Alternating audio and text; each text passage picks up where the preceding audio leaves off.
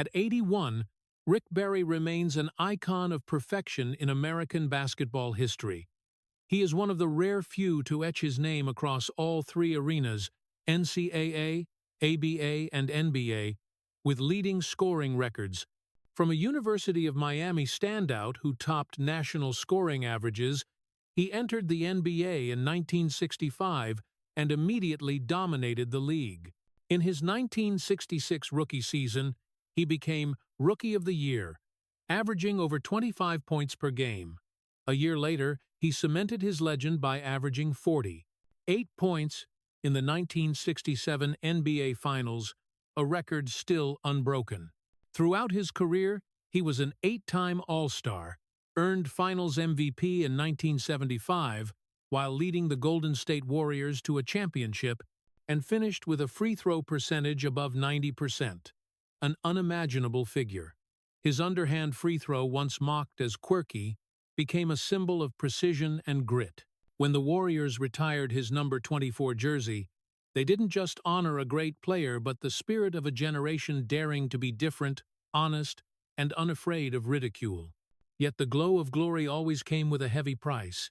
Rick Barry injected cortisone into his knee before games just to stand upright.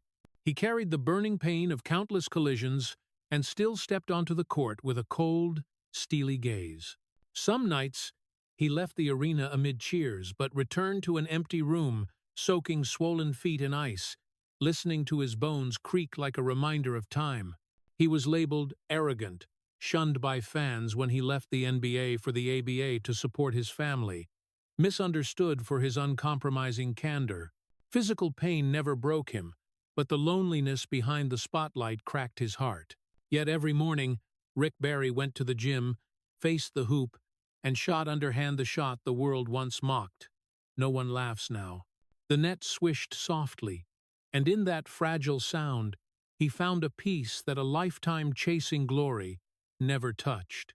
Born in 1,944 inches, Elizabeth, New Jersey, Rick Barry entered a world of discipline but little love. His father, a high school basketball coach, was a man of iron principles who believed success was forged through sweat and fear. Every mistake, whether a missed shot or a wrong answer, was met with a shout. His mother, Julie, gentle but distant, loved her husband and son with silent devotion. In that household, affection was measured by results, and silence was the reward.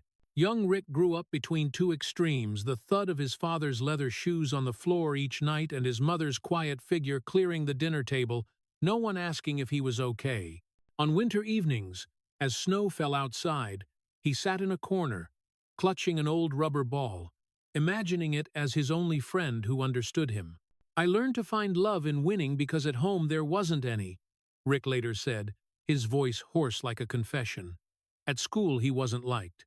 Classmates called him Cold Barry, a kid who rarely smiled and snapped when teased. Teachers called him arrogant, but no one saw that his arrogance was a shield for a boy afraid of being forgotten.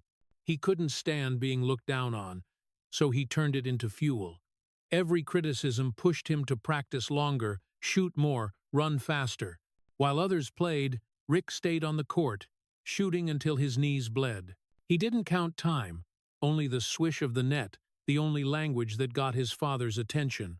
When his father picked him up, he'd nod, "Better than yesterday." To Rick, that nod was worth the world. But the cost of living under expectations was loneliness. He didn't know how to make friends or trust anyone. When someone got close, Rick built a wall. His guarded nature made him different, and different made him isolated. In high school at Roselle Park, he stood out for talent but was disliked for his personality. He refused to lose, didn't smile in victory, stayed silent when insulted. Once, after a teammate mocked, "Don't think you're a star," he shot over 200 balls that night until his fingers bled. When his mother asked, he said, "I don't want anyone laughing at me." Even when selected to the all-state team, Rick felt empty. The joy of victory lasted seconds before fear crept in. What if I fail tomorrow? At 18, he entered the University of Miami with wary eyes. He wasn't there to make friends, but to prove he deserved to exist. While others partied at bars, Rick stayed in the gym, shooting hundreds of shots nightly. Sweat dripped on the wooden floor, mingling with blood from his fingertips. When the ball missed, he didn't rage. He picked it up and shot again until his hands shook. To Rick, failure wasn't temporary, it was shame. His coach said he overtrained. Friends called him obsessed. But Rick just smiled. If they lived in my house, they'd understand. At Miami, his talent bloomed, averaging over 37 points per game, leading the nation, becoming a phenomenon. But when the press dubbed him a scoring assassin, he found it ironic. Behind the title was a young man who never heard his father say, "I'm proud of you." In his 20s, he learned victory was never enough.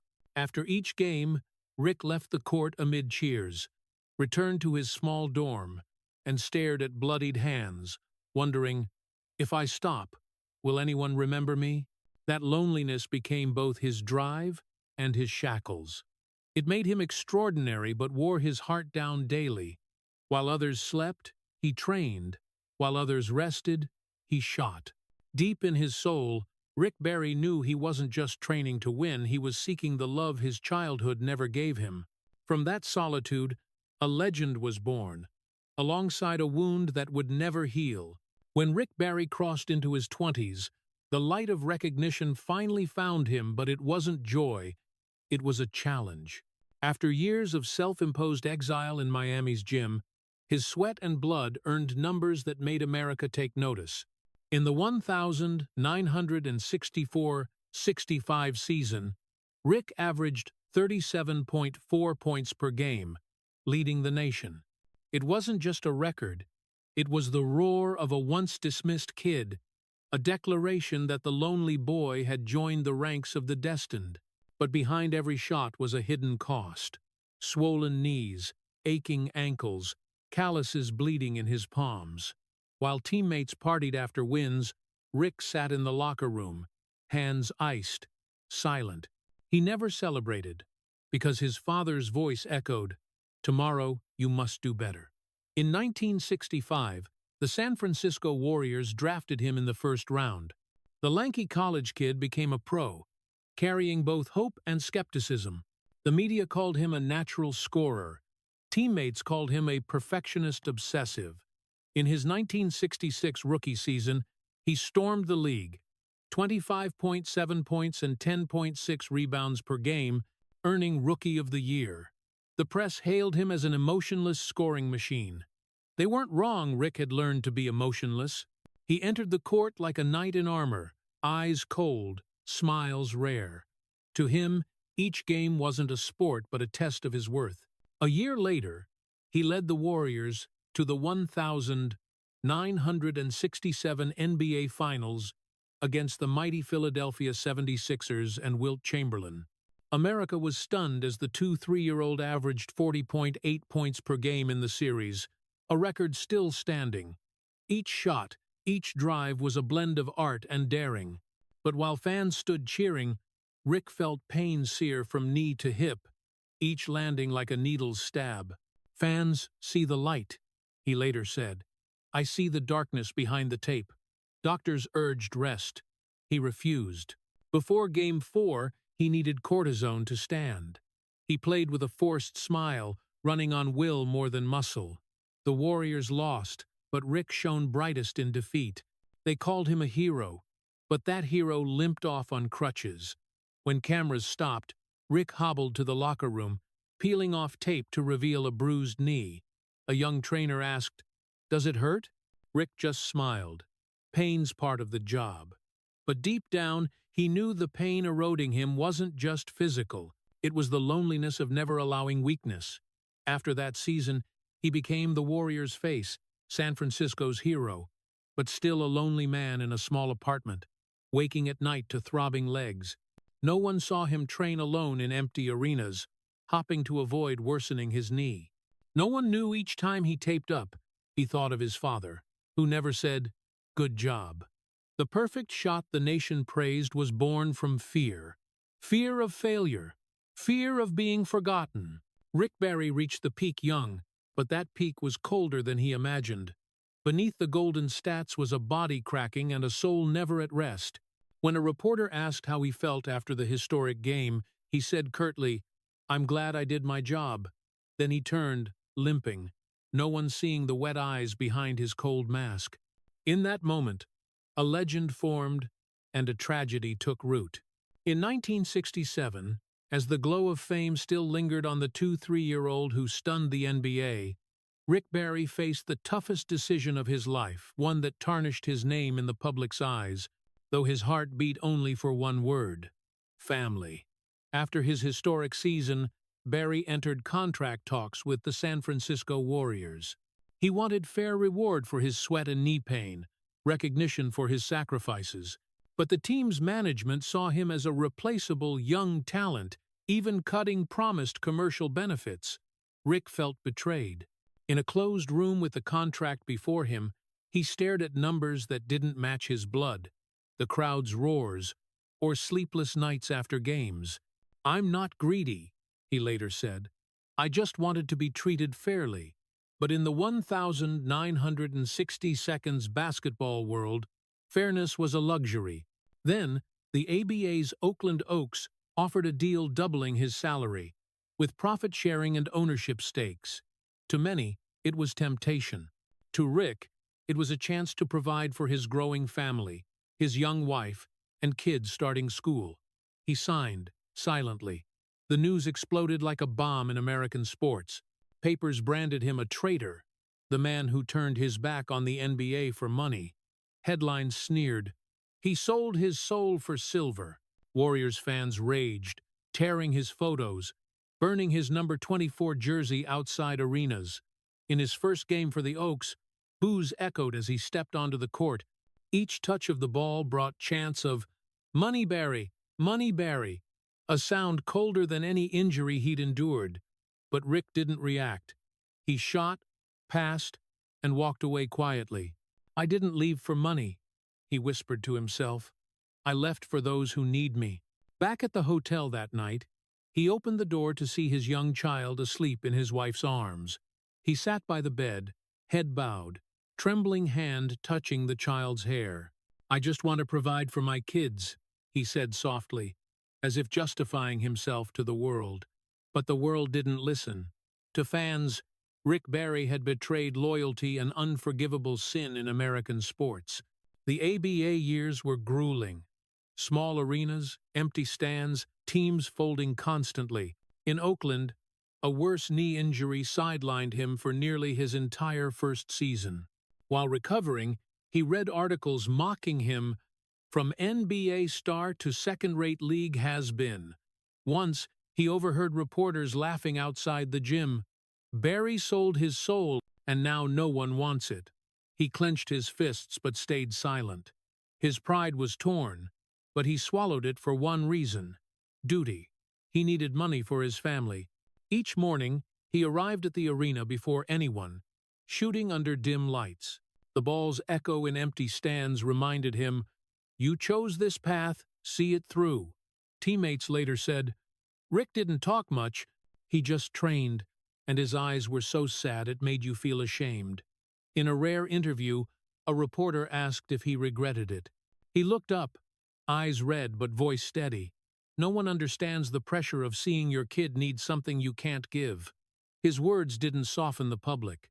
In an era where loyalty was sacred, Rick Barry was a villain. When the Warriors won without him, papers mocked, "Guess they didn't need the traitor." But no one knew. He watched old game tapes at night, reliving shots that once brought arenas to their feet, now just echoes in a silent motel room. He missed his old teammates' laughter, the gold and green stands, the chants of, "Barry! Barry!" now faded to memory. Once, at an away game, fans held a sign, "Go back to where you belong." Rick glanced at it, smiled, and dropped 45 points. He didn't need to prove himself to anyone but himself, to show he wasn't broken. Yet the wound in his heart didn't heal. The silence of his childhood father was now the silence of the world. In those years, Rick Barry learned that sometimes being true to yourself is the loneliest path. 4 years later, As the ABA crumbled empty seats, silent stands, flickering arena lights, he knew he had to return to the NBA, to the place that cast him out, to reclaim his honor. But deep down, he knew his name would forever carry traitor. No matter how many wins or points, that stain would never fade in the public's eyes. Later, when asked his biggest career regret, Rick Barry said, "Not a missed shot. It's that signature, the one that cost me the trust of those I loved." He looked at the hand that signed, the hand that held the ball, now trembling with age. "But if I had to choose again, I'd still sign. Because when my kid asked, 'Dad, what's for dinner tonight?' I wanted an answer." In the darkness of fame and rejection, Rick Barry didn't fall. He walked on quietly, carrying the belief that some choices don't need forgiveness, just understanding. After years branded as a traitor, Rick Barry returned to the NBA with an uncommon resolve. If they couldn't love him, they would have to respect him. But that respect, like everything in Rick's life, didn't come easily. It was earned through sweat, endurance, and a shot the world once mocked: the underhand free throw.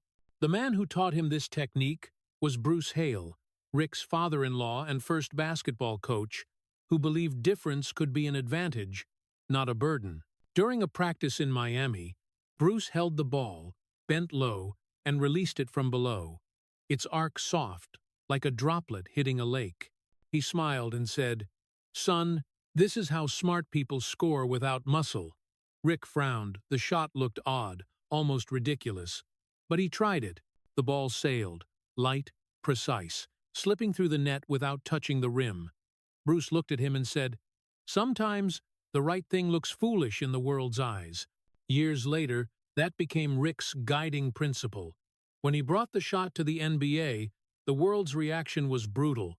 Each time he stepped to the free throw line, fans erupted in laughter. Commentators sneered, "Barry's teaching the ladies how to shoot."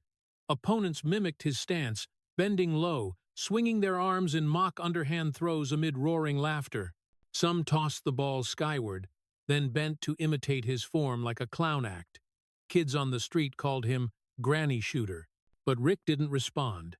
He stayed silent, bent low, brought the ball up with both hands, focused on his breath, and let it go. The net swished, the score rose, and the crowd hushed for a moment before laughing again. Every time they laughed, he said, "I saw my childhood mocked, belittled, and I shot harder." In every free throw, Rick faced not just the crowd but his own memories. The boy scolded by his father for failing, isolated by peers for being different. Now, that difference was his weapon. In the 1973-74 season, Rick hit 90.4% of his free throws. The next season, he led the league. By career's end, his percentage never dipped below 89%, a benchmark even in the 21st century only a handful reached. He once said, "This shot isn't pretty, but it's right." At practice, teammates teased, "Barry, aren't you embarrassed?" He replied softly, "Only if the ball doesn't go in." Then he bent, shot, and the net swished again. Year after year, laughter turned to respect. Young players asked how he did it, but none dared try. They feared the ridicule. Rick said, "If you fear laughter, don't dream of glory." Behind his cold exterior, Rick knew he was fighting not just the crowd's prejudice but his own ego. Part of him felt ashamed, wondering if the granny shot diminished his superstar aura. But each time doubt rose, he recalled Bruce Hale's words, "The right thing always looks foolish before it's proven." And Rick proved it the hardest way, succeeding alone. Once during an away game amid jeering whistles, Rick stood at the free throw line. The crowd chanted, "Granny! Granny!" He didn't react. He released the ball. Swish. The boos turned to awkward silence. Again. Swish. Again. Swish. Then the crowd began to clap not out of love, but because they had to acknowledge him. He didn't bow in thanks. He turned away, knees aching, heart stinging, but a faint smile crossed his lips. It wasn't joy. It was release. For Rick Barry, the underhand shot wasn't just technique. It was a declaration. I'll live the way I believe is right, even if the world laughs. Later, after retiring, many asked if the mockery hurt. He replied, "Of course. I'm not a machine. I heard them, I saw them, but if you let them define you, you've already lost." His words brought tears to some, for in his voice was not the pride of youth but the weariness of a man who fought too long to be understood. In middle age, teaching the shot to his son Canyon, he said, "They'll laugh at you, but do what's right. I've lived my whole life proving that." Canyon watched his father, followed, and when the ball swished through, Rick stood silent. He knew his legacy wasn't in points or titles but in the courage to be different. Years later, stats showed Rick Barry 90% free throw accuracy among the top 3 all time. But to him, what mattered more was unrecorded. The times he was laughed at, booed, mimicked, yet stood there, repeating the shot like a prayer. In each ball's arc was pride, pain, and the defiance of a soul that wouldn't break. That shot, once a curse, once a joke, became his legacy. And each time the net swished, Rick Barry heard the only thing that mattered, the whisper of freedom. In 1972, after years wandering the ABA amid mockery and scorn, Rick Barry returned to the place that had shunned him, the Golden State Warriors. They said he came back to reclaim his light, but really, he returned to reclaim himself. After 8 years labeled a traitor, ridiculed for his underhand shot, and seen as a faded star, Rick stepped back into San Francisco under a cloud of media skepticism. Fans still remembered his departure, and many weren't ready to forgive. As he took the court in familiar gold and green, a few boos mixed with tepid applause echoed from the stands. He didn't react. Face cold, eyes deep, he gave only a slight nod, a sign of a man who'd weathered too many storms to care about public opinion. But inside, Rick vowed, "I'll make them remember why they once chanted my name." The Warriors then weren't championship contenders. A young roster, lacking major stars, they were seen as good but not enough. But Rick Barry turned doubt into fuel. At 30, he wasn't as fast or explosive, but his intelligence and instincts reached rare refinement. He led with discipline, tactical insight, and an unquenched fire. Teammates recalled, "He didn't need to yell. One look, and you knew to play seriously." He made himself a point forward, a pioneering playmaker role unseen at the time. Every pass, every called play was precise as a Swiss watch. He didn't just score, he made the team hum like a machine. The 1974-75 season became an epic no one foresaw. The Warriors toppled stronger opponents, marching to the NBA Finals. Their foe, the Washington Bullets, was a star-studded team predicted to sweep Golden State in 4 games. Commentators scoffed, "Barry might score 40, but he can't beat a team alone." Rick Hurd said nothing. In the locker room, he told his team one thing: "We don't need them to believe. We just need to believe in each other." When the finals began, Rick played like a man possessed by his own past. Each swish washed away another layer of prejudice. The mocked underhand shot became a deadly weapon. He scored 38, 44, 36 points a streak that stunned the sports world. The Warriors swept the Bullets 4-0, one of the biggest upsets in NBA history.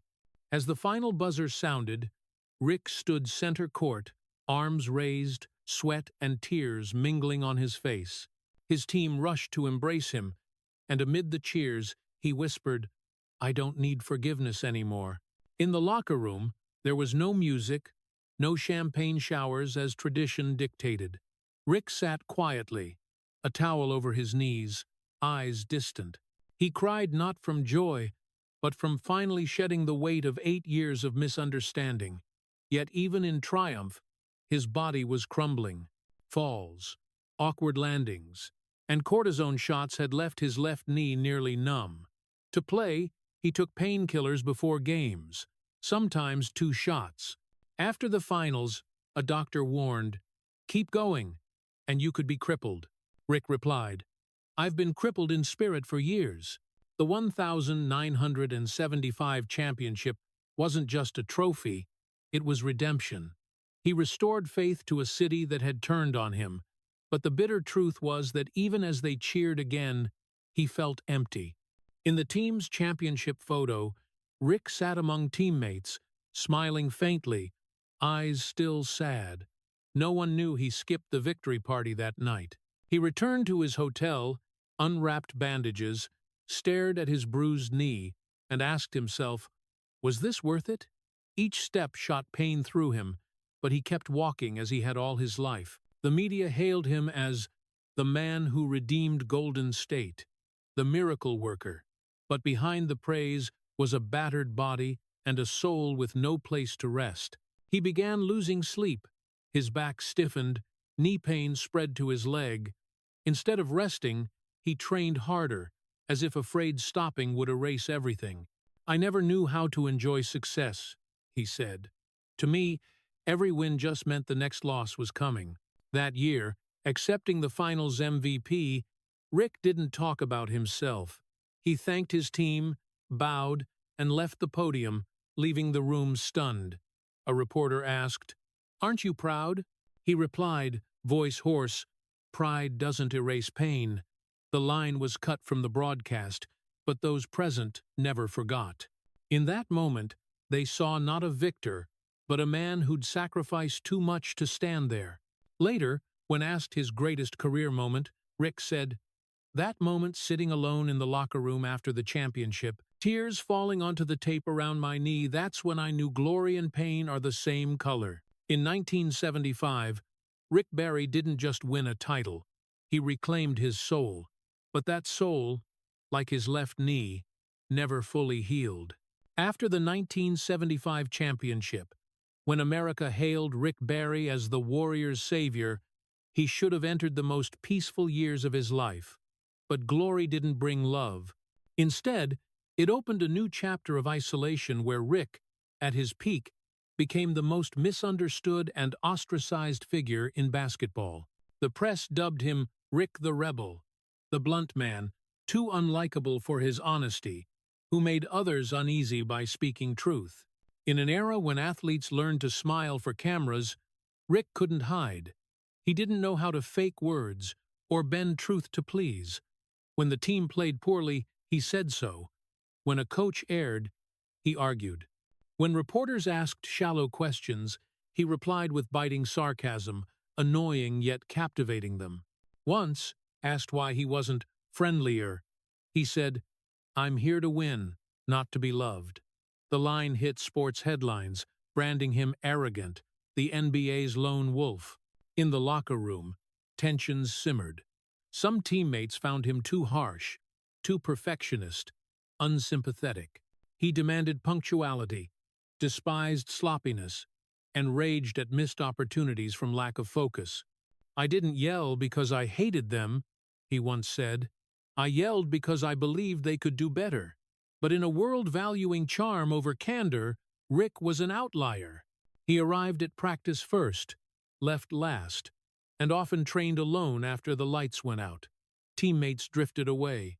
They whispered he didn't know how to be a teammate. He heard it all but didn't react. He tightened his laces, bowed his head, and kept shooting.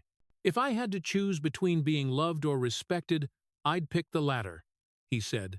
The media, as always, pounced. They painted him as the NBA's villain, a leader by fear, who didn't smile, share, or belong. A major sports paper headlined, "Rick Barry, the Cold Genius." The title sold millions but cemented a distorted image.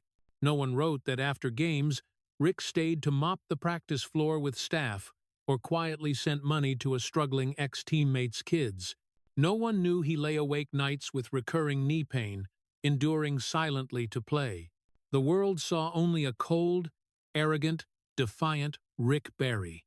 On long cross-country flights, while teammates laughed and played cards, Rick sat by the window, headphones on, staring through clouds.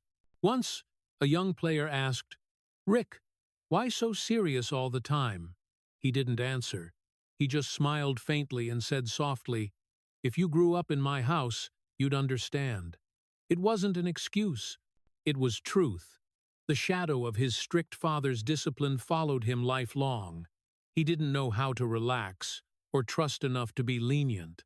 To Rick, loving the game meant enduring, and if others didn't, it hurt him. Post-championship, Rick still excelled, scoring thousands of points, but the noise around him never ceased. Warriors fans adored him, but rival fans mocked. The press recycled tales of Barry, the NBA's most hated teammate. He laughed it off. I don't play to be liked. I play to win. The words sounded strong, but inside was a vast emptiness. Some nights, in hotels after games, Rick stared in the mirror, seeing his reflected face, tired eyes, cold stare, and wondered, am I really who they say?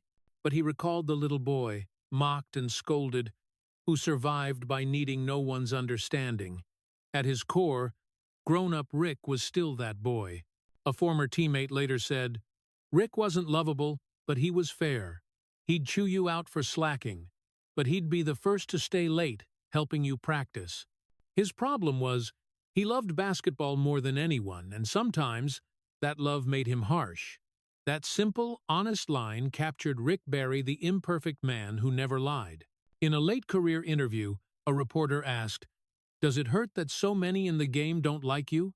Rick paused long, then said, no one likes the guy who says what they're afraid to. I'm okay with that.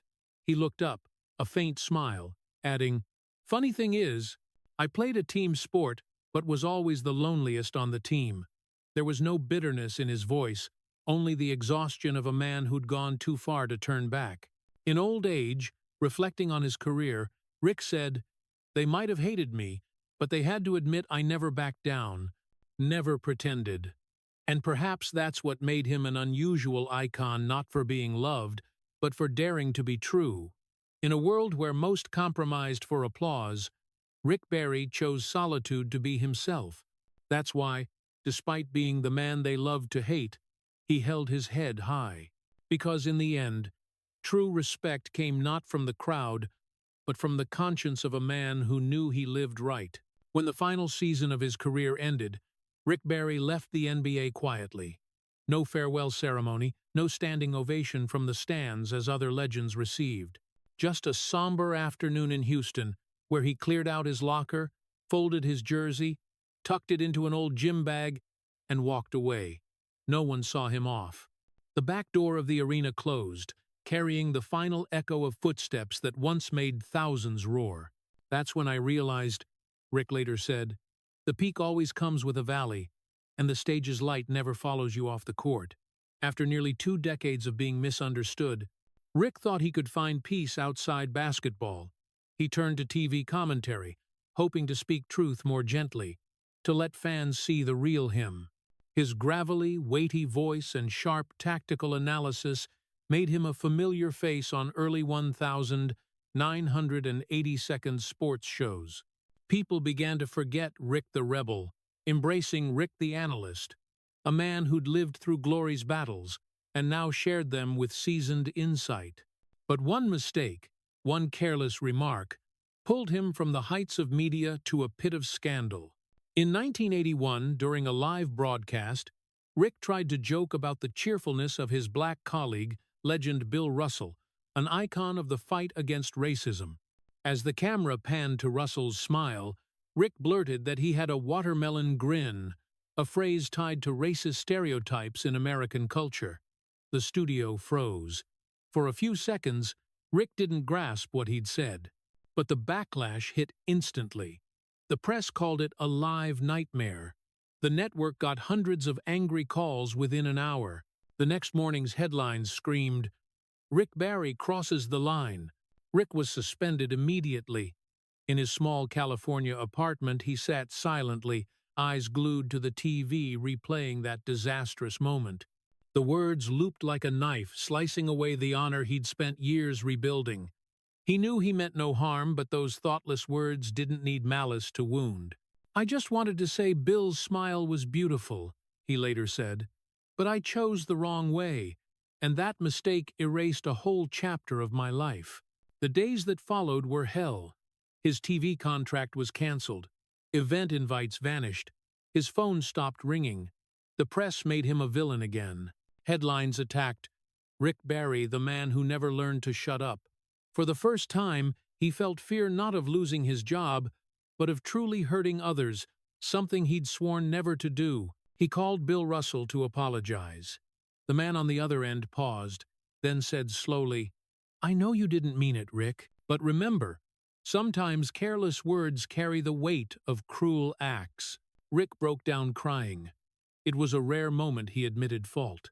The next day, he held a press conference, voice hoarse before the cameras. "I'm sorry to Bill, sorry to everyone offended. I learned that one careless word can destroy a lifetime of honor."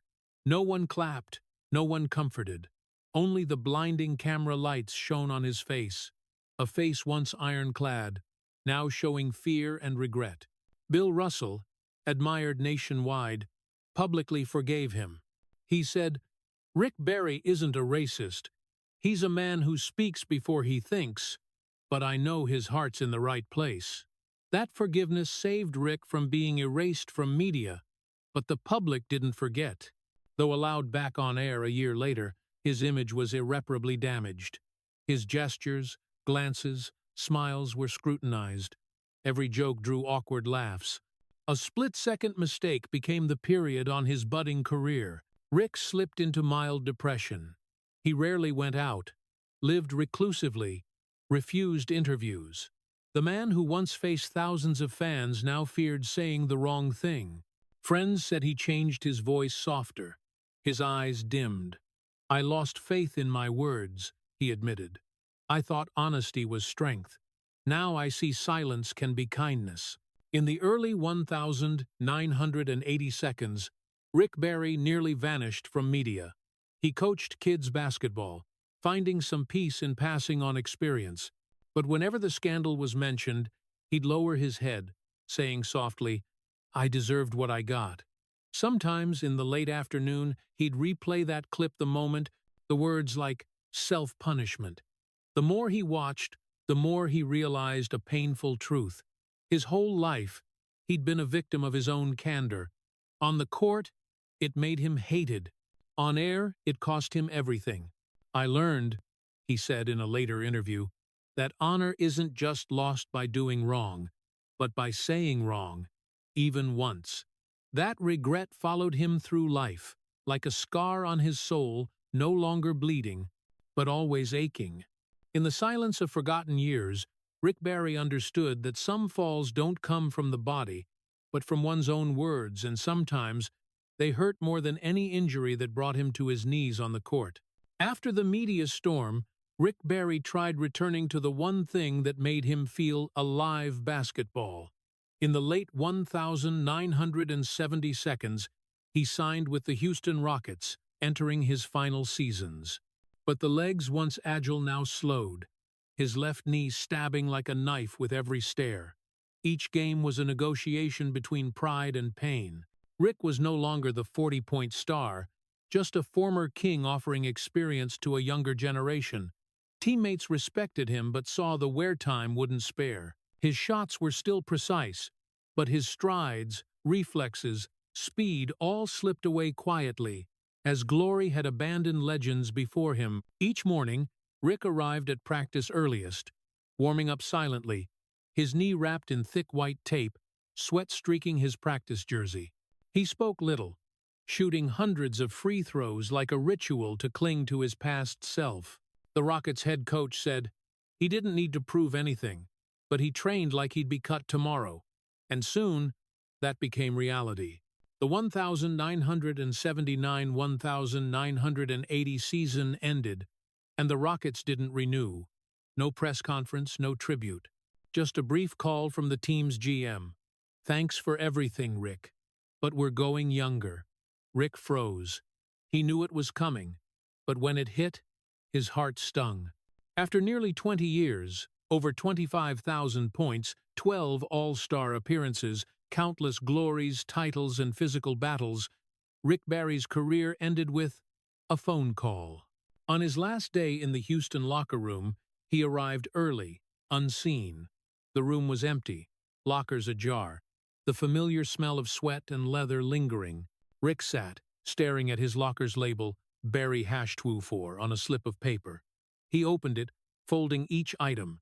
A worn practice jersey, old shoes, the lucky towel from the 1975 finals.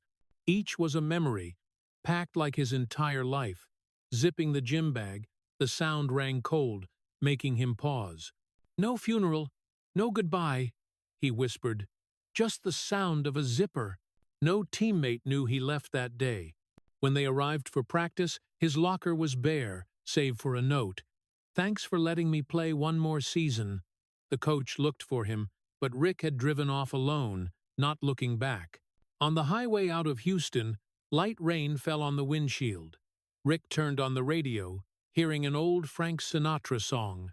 "My Way" played, speaking for him. "I did it my way."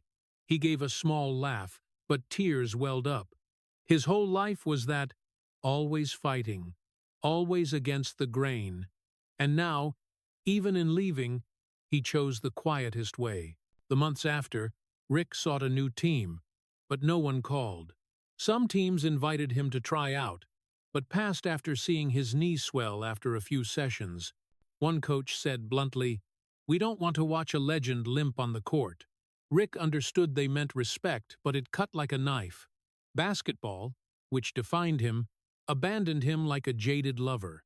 When the NBA season opened, he sat in his living room, watching the first game on TV, seeing young players sprint, leap, celebrate under bright lights. He looked, smiled, then turned it off. "I was there once," he said alone. "Now I'm just a spectator." Later, when a reporter asked how he felt retiring, Rick said curtly, "I didn't retire. I was retired." The words brought tears to many, the raw truth of an athlete's life not always getting to choose their exit. In the years after, Rick lived in California, coaching kids, doing brief commentary stints, then retreating to silence. He avoided talk of his glory days. "People think I miss the spotlight," he said, "but really, I miss the sound of the ball on the hardwood." Sometimes he'd visit the Warriors' old arena, passing the hallway where his Hall of Fame photo hung. Fans recognized him, asked for autographs. Rick smiled, signed, but felt only emptiness inside. "They think I'm happy to be remembered," he said, "but really, I just want to be forgotten." One late afternoon, cleaning the garage, his second wife, Lynn, found his old gym bag, still holding the Rockets jersey and knee tape. Inside was a crumpled note in his handwriting, "When they don't need you anymore, leave before they say it." Lynn read it, silent. Outside, Rick shot hoops, the swish echoing in the empty air. He looked up Sighed. His career had no grand finale, no fireworks, no tribute. Just a man folding his last jersey, closing his locker, and walking away. But perhaps that was how he always lived, not needing the crowd, only needing his own dignity.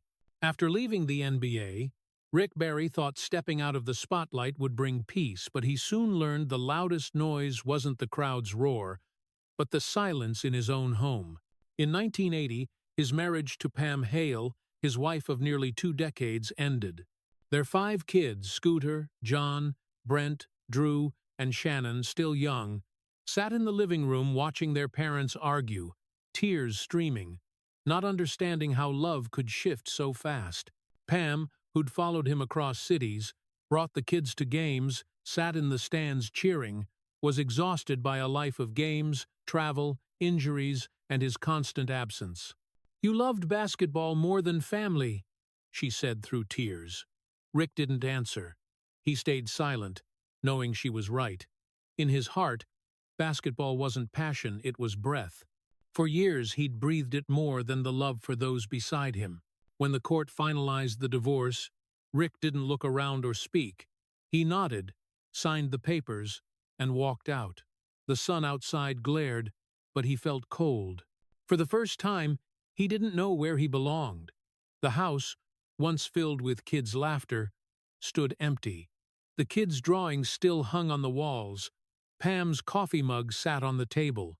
Rick sank into a chair, staring at the empty space across, and for the first time in years, he cried not for failure, not for injury, but for a loss he couldn't fix.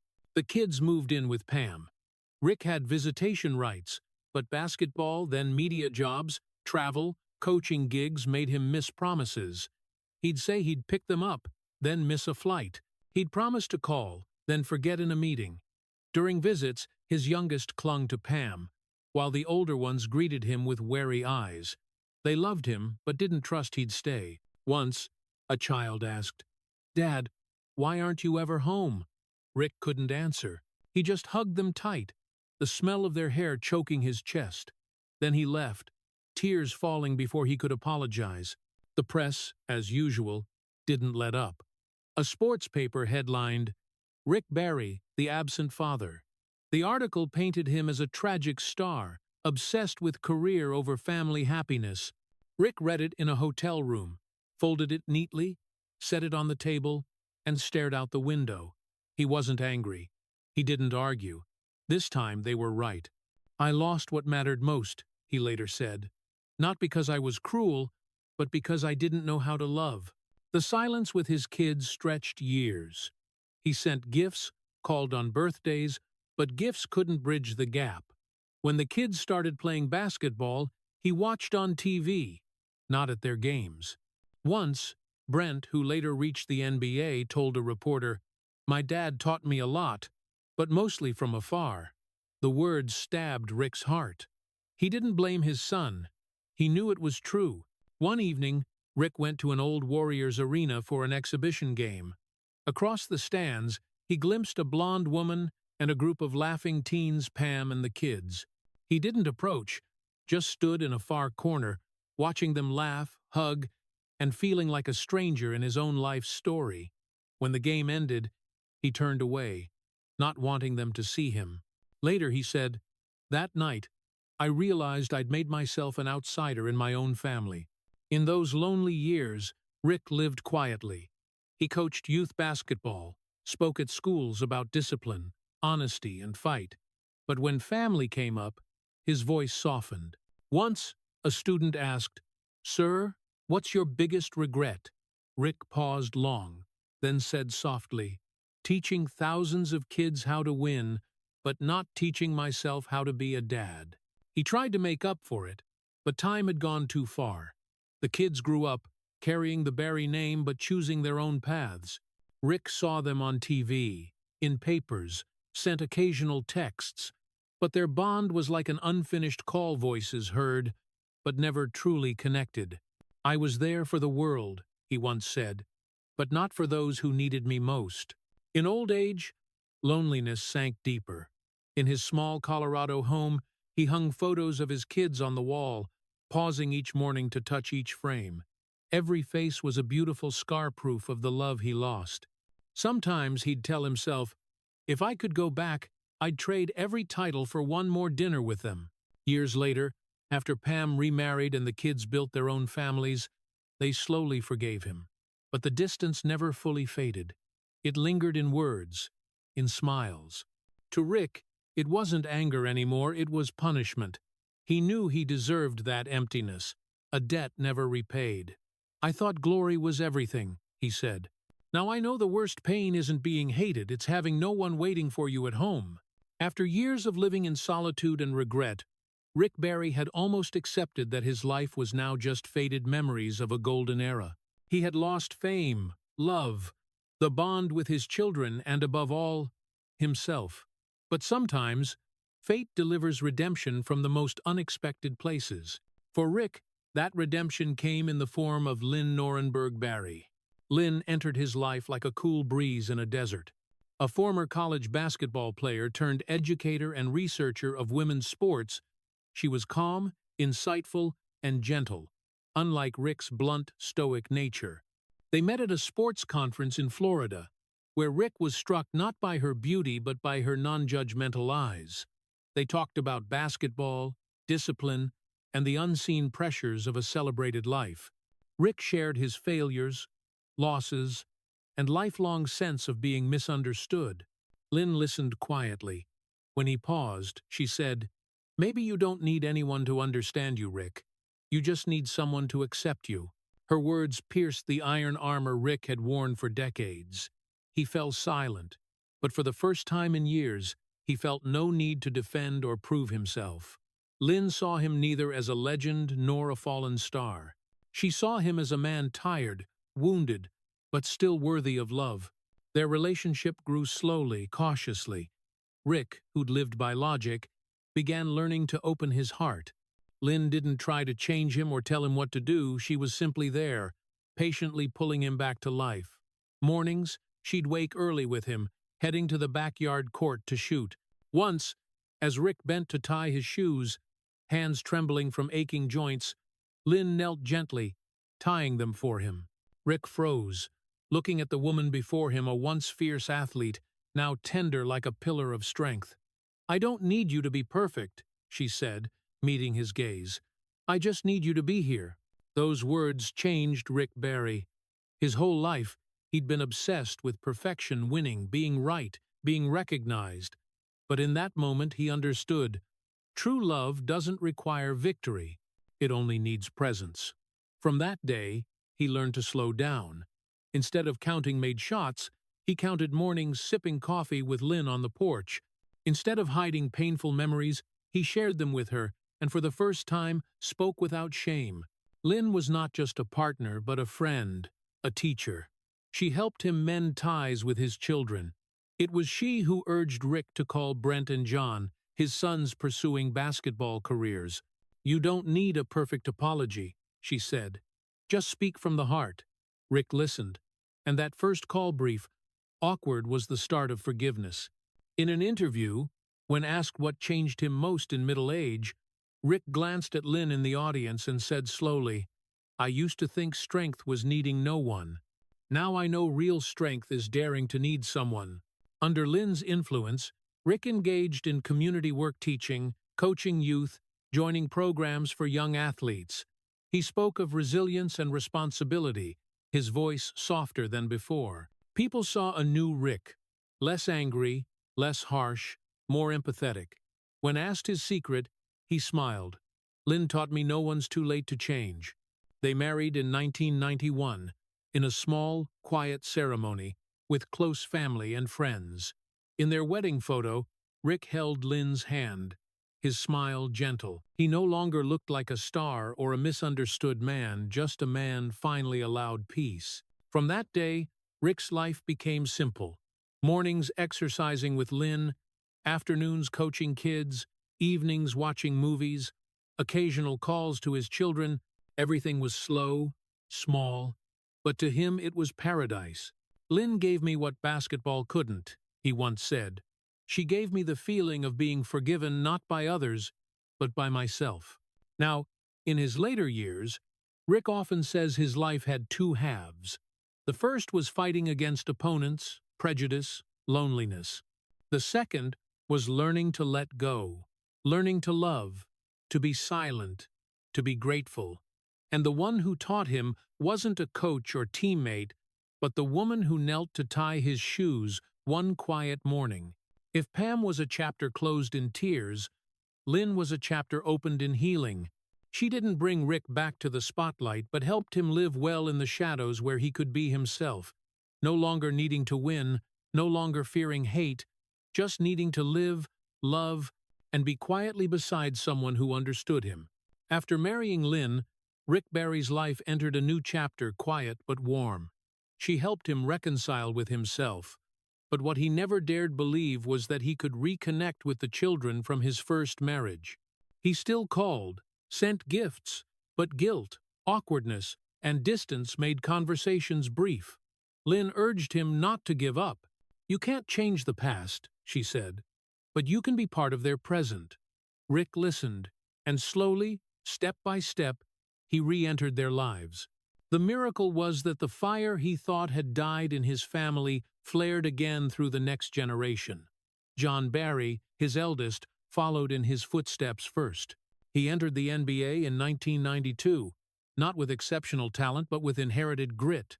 Rick watched John's debut on TV, heart racing like his own playing days. When John sank his first three-pointer, Rick stood, gripping Lynn's hand, eyes shining as if seeing a piece of his old soul revived. "He's not me," he said softly, "but he's finishing what I couldn't." Then came Drew and Brent, the next sons to follow. Brent, with his calm demeanor and smart play, won an NBA championship with the San Antonio Spurs in 2005, becoming the second Barry to lift the trophy Rick had won 30 years earlier. Seeing Brent smile, holding the finals trophy, Rick sat alone in his living room, tears streaming. He called Brent, but his throat caught when he heard his son's voice. "I just want to say, I'm proud," he said, voice trembling. On the other end, Brent paused, then replied, "I know, Dad. I always knew." That was the first time Rick felt forgiven. Not in words, but in legacy. He'd thought his mistakes had severed their bond, but the fire had passed on in a different form. His children, each unique, carried a piece of him: resilience, passion, honesty with themselves. Rick still recalls the night Brent won, when a reporter asked about his father. Brent smiled. "My dad taught me no one can shame you for how you live, as long as you live right. This trophy is his." Rick rewatched that interview dozens of times, crying each time. But what moved him most wasn't the NBA titles, but his youngest, Canyon Barry, who carried his soul down to the shot. Canyon not only pursued basketball but adopted the underhand free throw the world once mocked. The first time Rick saw Canyon shoot it, he choked up. "Dad, I want to try," Canyon had said. Rick looked at him, recalling years of ridicule for that shot, and asked, "Are you ready for them to laugh?" Canyon grinned. "You taught me if you fear laughter, you'll never do anything different." One evening in 2017, Rick flew to see Canyon play college ball for Florida. The stands were packed. As Canyon stepped to the free throw line, whispers rippled through the crowd. Rick gripped Lynn's hand. The ball rose in both hands, the familiar underhand motion a shot deemed a joke half a century ago arced perfectly. Swish! The net shook, the crowd cheered. Canyon shot again, swish. This time, the arena stood, roaring. Rick bowed his head, tears falling to the floor. He smiled, whispering, "Maybe that's the forgiveness I waited a lifetime for." In that moment, the laughter of yesteryears vanished. The shot, once a symbol of mockery, became a legacy of courage. People began rewriting the story. Rick Barry, the man who saw the future. And as Canyon continued the shot in pro leagues, Rick knew he'd passed on his greatest gift, not technique, but resolve in adversity. The day after the game, Canyon came to his father, placing a hand on his shoulder. "Dad, I know this shot hurt you a lot, but I'll keep it, like you kept your faith all those years." Rick nodded, speechless. For the first time, past and present met in peace. All 5 of Rick's sons became professional basketball players, a rare feat in American sports history. But to Rick, they weren't just proof of talent's lineage. They were the deepest redemption life could offer. He'd lost them to basketball, and basketball brought them back. "Sometimes," he said in an interview, "God doesn't give you a second chance, but he gives you children to finish what you missed." Now, with gray hair and gentle eyes, Rick sits in the stands. No longer Rick the rebel or Rick the perfectionist. He's just a father, holding coffee, watching his sons shoot. Each time Canyon releases an underhand shot, Rick sees his younger self. But this time, there's no mockery, only applause, and a warm light embracing both generations. Lynn often holds his hand at these games. "See," she says, "your kids have forgiven you." Rick looks around, nodding softly. "No," he replies, voice trembling. "They didn't need to say it. They just needed to keep living and shooting." That's how the Barrys love, not with words, but with actions. And as Rick stands watching Canyon smile at the crowd, he knows the fire he feared would die burns bright in his children's hearts. A fire no longer laced with pain, but radiant with love, pride, and the peace he spent a lifetime finding. The age of 80 swept in like a cold wind, silent and ruthless. For an ordinary person, it's just natural aging. But for an athlete who lived by his body, who measured every leap and breath with the yardstick of discipline, growing old is a slow punishment. Rick Barry felt it every morning, waking up, struggling to rise from bed, hearing his knees creak like an old song. The body that was once a perfect weapon now betrayed him with every move. His right knee was nearly ruined, his eyes dimmed, his hands trembled slightly holding a pen. Some days, he'd stand and forget what he meant to do. Sometimes the basketball slipped from his hands, rolled away, and he'd just watch, sighing. But Rick Barry was never one to surrender. His whole life, he fought against prejudice, loneliness, failure, and now, his final opponent was time. Before 5 a.m., Rick was awake. Lynn often urged him to rest, but he'd smile, slip on a sweater, and shuffle to the backyard court. The small court with its old wooden hoop and rusty rim was where he found rare peace. As dawn crept through the trees, he bent slightly, hands lifting the ball. The underhand free throw still traced a perfect arc, just as it did decades ago. The soft swish sounded, the breeze stirring the net. Rick closed his eyes, breathing deeply. Each shot was a breath, a prayer, a way to keep the intact part of his soul alive in a decaying body. The body betrays, he often said, but the heart stays loyal. After practice, he sat on a wooden chair, hands on his knees. Old scars still showed, reminders of years diving into games despite pain. Doctors urged knee replacement surgery, but Rick refused. "I want to keep what's still mine, even if it's broken," he told Lynn. She just held his hand, not arguing. She knew, for Rick, scars weren't flaws but proof of a life unbowed. Some afternoons, as the sun faded behind the house, Rick sat watching his trembling hands, trying to write in a notebook. He wrote about basketball, family, the fear of losing his memory, a fear he never voiced aloud. "If I forget how to shoot one day," he wrote, "that's when I'll truly be gone." Lynn often sat beside him, reading those lines, sometimes with tears falling. She saw not just the celebrated man, but a soul still proud despite time's erosion. Though his body weakened, Rick clung to the discipline of his playing days. No alcohol, a strict diet, morning meditation, and breathing exercises. Shooting underhand was no longer training but ritual, a conversation with the past. As his arms swung, he saw himself in 1967, young, defiant, under blazing arena lights. But when the ball fell, he was Rick Barry at 80, slow, calm, grateful to still hear the net. His sons visited occasionally. Canyon often warmed up with him, shooting together. Rick watched his son, tall, bright-eyed, with a fluid shot, and saw his youth reborn. "Dad's still got it," Canyon grinned. "Just a bit slower." Rick laughed, a self-mocking chuckle. "I'm still your dad." Those simple moments were the best medicine for physical pain. When the ball swished, he felt he still belonged to the game. But after each session, age's toll was clear. Nights, knee pain kept him awake. When Lynn woke at midnight, she'd find him by the window, staring into the dark, rubbing his knees. "You okay?" she'd ask. He'd smile. "I'm listening to my life's soundtrack, the creak of old joints." The words were both humorous and bitter, like the man himself, who'd grown so used to pain it became part of living.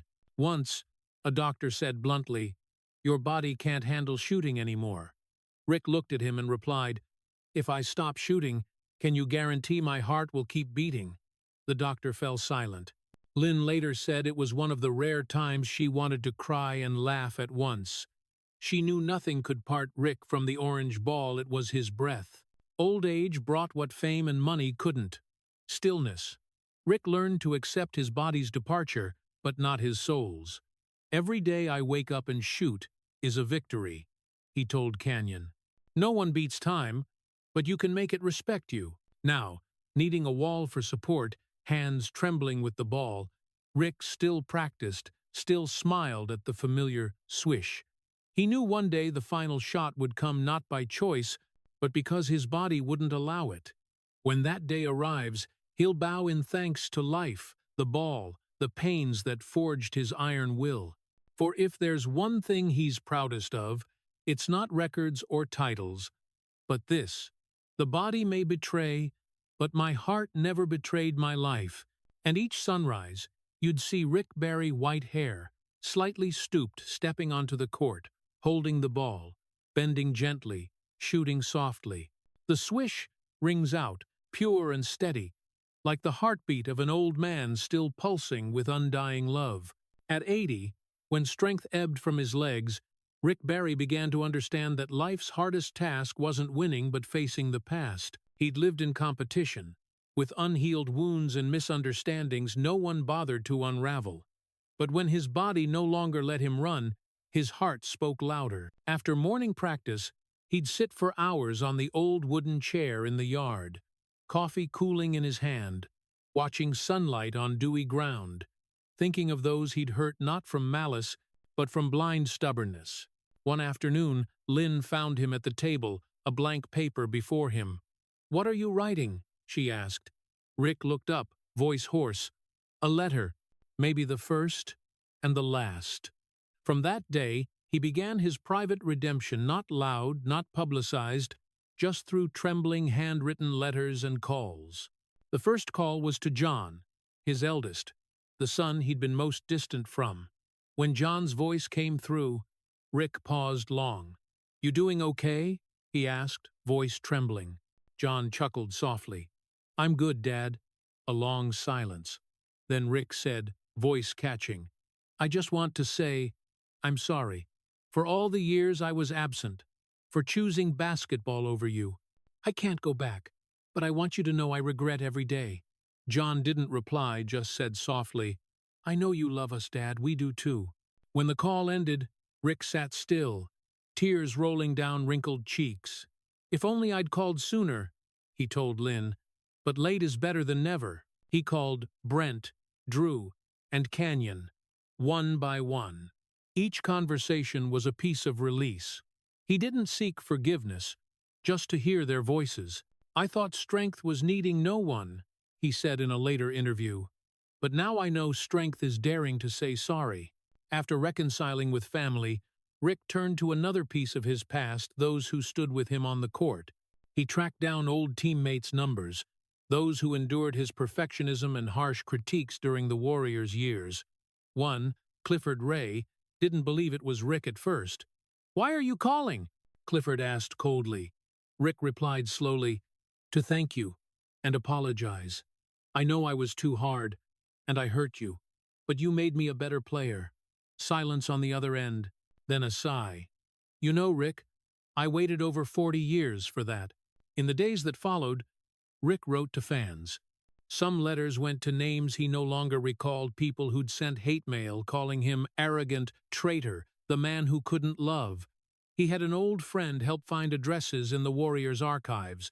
Rick's letters didn't justify or explain. He wrote, "Thank you for watching me play, even if you hated me. I don't blame you. Back then, I probably didn't like myself either." One letter went to a boy who'd written him in tears, saying he was teased for mimicking the underhand shot. Now, a 60-year-old man, he replied in handwriting, "I still remember that shot. It taught me courage isn't winning, it's daring to be different. Thank you, Rick." Reading the last line, Rick closed his eyes, tears falling on the paper. During this time, Rick also called Bill Russell, who'd forgiven him for the watermelon grin scandal years before. He wanted to say what he hadn't then. Hearing Bill's now aged, gravelly voice, Rick said, "Bill, I still owe you a thank you. You saved me from being swallowed by my own mistake." Bill laughed. "No, Rick, you saved yourself when you learned humility." They fell silent, then laughed together, the laughter of two old men who'd once clashed, now at peace. Lynn said that since starting this journey, Rick changed. His face softened, his smile warmed. Mornings, shooting, he no longer counted makes, just whispered, "Thank you for another day." Evenings, he sat on the porch, writing in his journal. In one entry, "Forgiveness isn't what others give you. It's the gift you give yourself after a lifetime of self-punishment. Once, a reporter asked, "Any regrets?" Rick looked into the distance, then said, "I regret taking so long to learn that self-respect isn't never bowing. Sometimes, bowing is the only way to stand taller." In his final days, he called Canyon over. They sat by the court, sunset bathing the water. Rick put a hand on his son's shoulder, voice thick. "If there's one thing I want you to remember, it's this. Never fear saying sorry. It doesn't weaken you. It sets you free." Canyon nodded, eyes red. As night fell, Rick returned to the court alone. He shot the day's final ball, a perfect arc, the swish soft in the breeze. He spoke as if to himself, "Thank you for everything, for giving me the chance to make things right." And in the net's ripple, the man who'd lived in pride found what he'd always lacked, peace in his heart. At 81, the sports world had changed, young faces replacing old icons.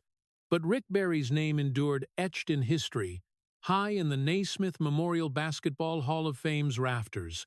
His young self in the gold and green #24, shooting underhand under blazing lights, became a symbol of grit and individuality. Below the photo, a brief line. Rick Barry, the perfectionist who never quit. His life sought perfection, but it was his refusal to quit that made him immortal. The Warriors' #24 hangs forever, and when young players look up, they see not just a record holder, but a man who stood firm when the world turned away. Now, Rick rarely appears on TV or grants interviews. He lives with Lynn in a small lakeside home in Colorado. No flashing lights, no noise, just water lapping the shore and wind through pines. But each dawn, locals see a familiar sight. A white-haired man, slightly stooped, holding an old ball, gently shooting in his backyard. The ball still arcs. The swish still sounds soft, steady, as precise as half a century ago. Rick spends his days coaching poor local kids for free. No fanfare. He doesn't teach them to win, but to live. Discipline, honesty, respect, he says at each session, are what basketball taught me, and I hope it teaches you. When a boy cries over a missed shot, Rick kneels, hand on his shoulder. "Don't fear failure." A guy laughed at his whole life still shoots. The kids don't fully grasp his past, but they feel something rare: sincerity. In quiet lakeside afternoons, Rick fishes with Lynn. The water still, the breeze light through his white hair. Lynn asks, "Ever regret anything?" Rick smiles, eyes distant. "No. If I go tomorrow, at least I taught them, my kids, my students, how to rise after a fall. I need nothing more." His words silence Lynn. She sees not the proud athlete or Rick the rebel the nation debated, but a soul at peace after storms. He still gets letters from old fans, those who once booed, mocked his underhand shot. Now they write, "We get it now. You didn't just shoot, you through pain, human resolve." Rick reads, smiles, folds them carefully, tucks them in a drawer. No bitterness, no defense, just gratitude. He once said, "People forget what you say, but not how you make them feel. If I made anyone believe different isn't wrong, my life wasn't wasted." Sometimes, young reporters seek the legend's story. Rick greets them, voice low and soft. He skips points and titles, speaking of life. "I thought greatness was being cheered. Now I know it's enduring pain in silence without losing dignity." His words became a quoted philosophy of time. One early fall morning, with faint sunlight through the window, Canyon visited. They shot together in the backyard. Canyon, now a player, a father, a man, knew his greatest inheritance wasn't skill but spirit. As Canyon shot his first underhand, Rick nodded, pleased. "Good," he said. "Now you know why I never gave it up." Canyon smiled, looking at his father. "Because it's you." Rick laughed, a hoarse but warm sound. They shot together, silent, only the ball's fall and the wind, the sound of a living legacy. As dusk fell, Rick sat by the lake, rod in hand, eyes on the water reflecting the sky. Lynn sat beside, holding his hand. "Have you done all you wanted?" she asked. Rick nodded slightly. "No, Lynn, he replied. "I didn't do it all, but I learned to accept what's unfinished." She leaned on his shoulder, both quiet. Only the water's gentle lap remained, like the heartbeat of two souls who'd weathered half a century of storms. One day, with cold winds returning, Rick took the ball to the court again. He moved slowly, each step creaking softly. Lynn watched silently from the porch. He bent, held the ball, released the familiar underhand. The ball rose, slow, carving a perfect arc. Swish! The net sang in the quiet afternoon, echoing far, then fading into the breeze. He looked up, a faint smile on his lips, eyes glistening in the sunset.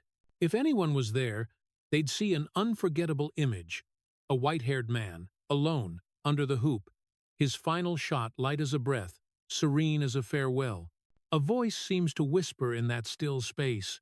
They laughed when he shot underhand. Now they cry as he leaves the court. For greatness lies not in cheers, but in how a man endures pain in silence.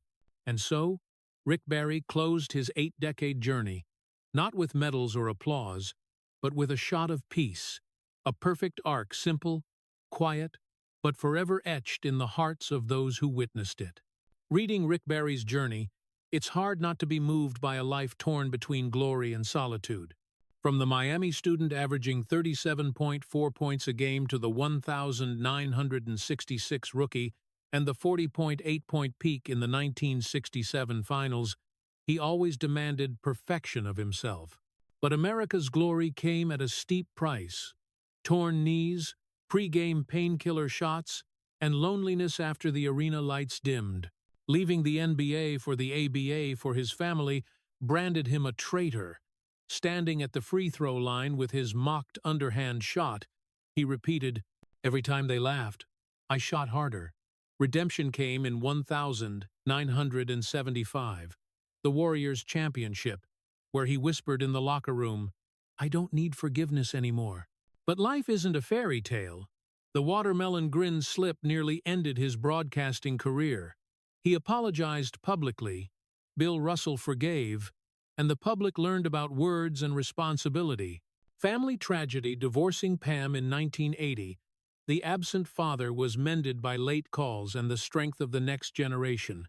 John, Drew, Brent in the NBA, Brent a 2005 champion, Canyon inheriting the underhand. The moment Rick sat in the stands, seeing Canyon shoot underhand as the crowd stood, was the sweetest forgiveness. At 81, the body betrays, but the heart stays loyal. Up at 5 a.m., shooting like meditation. His photo in the Hall of Fame, #24 forever, he teaches kids for free about discipline and character. By the lake, he told Lynn, "At least I taught them how to rise after a fall." To Americans, this story teaches 3 things. 1. Courage to be different, do what's right despite laughter, underhand. 2. Responsibility of words. One careless phrase can hurt, but a sincere apology saves dignity. 3. Family is the ultimate game, wins or losses on the court pale before a dinner with everyone there. Greatness, ultimately, is enduring pain in silence without losing kindness.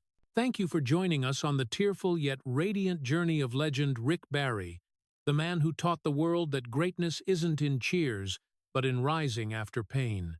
Please subscribe and follow the channel to not miss more moving stories about people who turned wounds into legacies. See you in the next video.